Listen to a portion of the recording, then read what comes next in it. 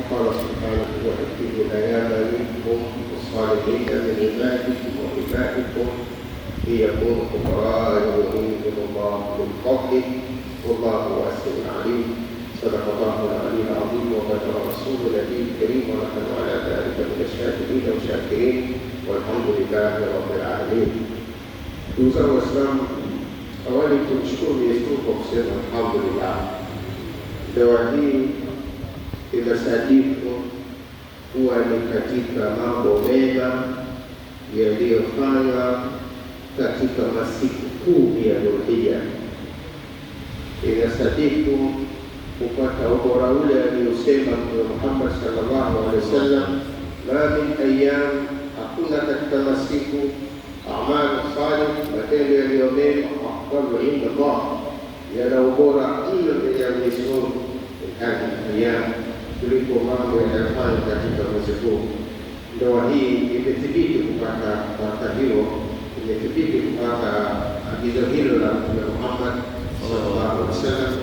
Kubwa wetu ni kuombea kwa Mwenyezi Mungu subhanahu wa ta'ala awajalie kusanyiko lao kuwa ni kusanyiko jema, awajalie kupata kizazi kilicho chema kitakachowatii wao na kumtii Mwenyezi Mungu subhanahu wa ta'ala, au kumtii Mwenyezi Mungu kisha kiwatii wazazi. Bwana harusi, nikwambie jambo moja katika mambo makubwa uliyopata kuyafanya katika maisha yako ambao unayakumbuka misiaji sana naliona hili, basi katika mambo makubwa uliyofanya moja ni hili, na kipimo cha ukubwa wake hili lilivyolifanya leo hapa linaunganisha mahusiano kati ya familia yako na familia ya Abubakar Bwana. Naeleweka vizuri? Umeunga mahusiano hayo leo rasmi. Ninachokuomba wewe na kukuombea kwa Mwenyezi Mungu subhanahu wa ta'ala akujalie mahusiano uliyojenga haya uyalinde. Naeleweka vizuri? Uyalinde yawe bora zaidi, kwa sababu watu wa Bwana wanasema udanao ndio kubwagaa. Naeleweka vizuri? Kwa hivyo haya mahusiano unaweza likawa ndio sababu ya kujenga uadui mkubwa na mzee Abubakar. Naeleweka vizuri? Sasa sote tukombee kwa Mwenyezi Mungu subhanahu wa ta'ala mahusiano haya yaliyojenga kati ya Abubakar yawe makubwa mno, yaboreke kutoka leo. Mtazame Sheikh Abubakar kama unavyomtazama baba yako mzazi, mpe thamani hiyo hiyo, kwa sababu hiyo ndio baba wa keo. Qur'ani inasema wala tansa fadla bainakum, usisahau mambo ya ziada ambayo mume anaweza kumfanyia mkewe na mambo ya ziada ambayo mke anaweza kumfanyia mume wake. Kwa mfano, bwana harusi huyu mzee Abubakar, mke wako wewe ni mwanaye. Yule mwanaye anao wajibu kwa mzazi wake. Wajibu huo unaweza kuwa sio wa kwako, lakini jambo la ziada ukimsaidia mkeo kutimiza wajibu wake unaomhusu yeye, ukamfanyia jambo la kutimiza wajibu wake. Kwa mfano, umsaidia mzee Abubakar, nini unachokitegemea kutoka kwa mke wako? Mke wako utakuwa umempa deni, wakati huo atatakiwa kulipe mapenzi ya hali ya juu kwa sababu umemfanyia wema mzazi wake. Naeleweka vizuri? Sio wajibu wako, lakini ni jambo la muhimu sana. Kama ambapo wewe ukirudi nyumbani ukikuta chakula kiko mezani, sio wajibu wake, lakini ukafurahi sana, na hasa ukipata chakula cha kweli. Wewe unatoka Losoma ukipata udaga nafuru, niko sawa? Tembeeni sio chakula watu. Ukiwa Msoma ukipata udaga nafuru, mashaallah, amerudisha nyumbani. Sasa ukakuta daga nafuru alafu kawaongeza kawakuta banasi, utaona raha sana. Sawa sawa? Nini kinachofuata baada ya hapo, ukikutana na simu yenye macho 6 utainunua kupeleka. Ndio vizuri, sio wajibu kupeleka simu ya macho 6, lakini kwa sababu wanakukumbuka kwa chakula cha nyumbani, utanunua simu ya macho 6 mpelekee. Wala tansa fadla bainakum.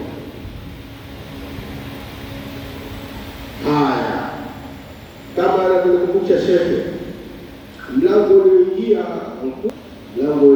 mkubwa, Abubakari huyo uko mbele, ukimchakua huko ndani mtu mzito, ndio vizuri.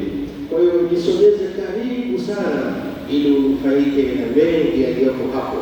Wale wana nafaati za kile Muhammad Ayubu sipo huko. Kwa hiyo jisogeze karibu sana, na kujisogeza karibu, epuka kuwaudhi wazazi wenu. Ndio vizuri, epuka kuwaudhi wazazi. Na kuwaudhi wazazi si kuwatukana, ni nini kuishi vibaya. Kuishi vibaya, hawa watakasirika. Wakikasirika hawa, baraka katika nyumba yenu itaondoka.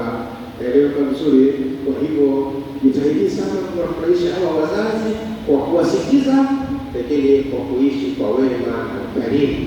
Kwa kawaida watu wa mtaani wanasema mwanamke bwana ladha yake ni kahawa, kadri inapokuwa chungu ndio kahawa nzuri.